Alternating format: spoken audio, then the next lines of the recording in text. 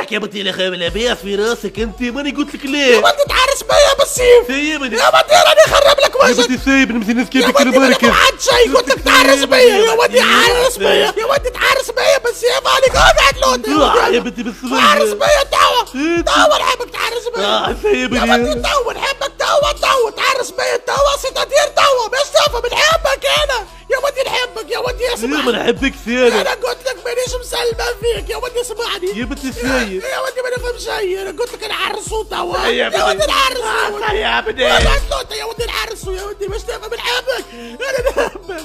هيا اش قلت عزيزي عزيزي نحبك يا ودي اسمعني يا ودي مش نحرسو الليله ولا ايه يا بنتي الناس عرس يا ودي مش نحرسو بالسيف يا ودي اسمعني يا ودي اقعد له انا نحبك فوت عليك يا بنتي ثبيك يا بنتي يا اخي الابيض في راسك انت.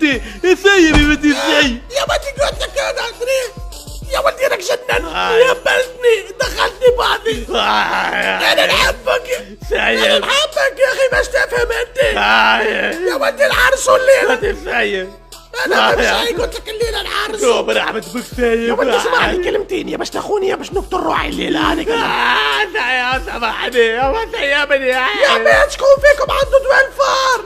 اعطوني دوال فار خلنا نشربوا نحب نموت. اعطوها في ساعتوها. ما عادش نحب نعيش. يا بيت حسوا بيا راني انا نحبه الراجل هذايا نحبه. ما نحبكش ما نحبكش يا بيت يا ناس راني نحبك يا ولدي نحبك. سيبني من عملت يا ولدي اسمعني انا مش نحكي معاك برجلي يا اخوني يا مش نعمل لك عمله خايبه في بدنك يا ودي خرب لك بدنك بالله يا ودي ندغرك 77 دغره يا ودي اسمعني نرمي عليك الماء فرق يا ودي اسمعني.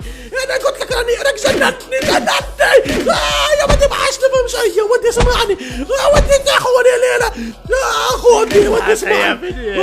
يا ودي شبيك ما حبش تفهم راني نموت عليك يا ودي قلت لك راني انا انسانه مهبوله بيك يا ودي نحبك. يا بيت شوفوا لي حبل خلينا نكتفوا هاني باش نكتفك. لا بيسا يا ناس وينكم؟ لا اقروني العبيد ما يحبوش يمدوا لي حبل. سامحني سيبني. ليه يمدوا لي حجره خلنا نضربه.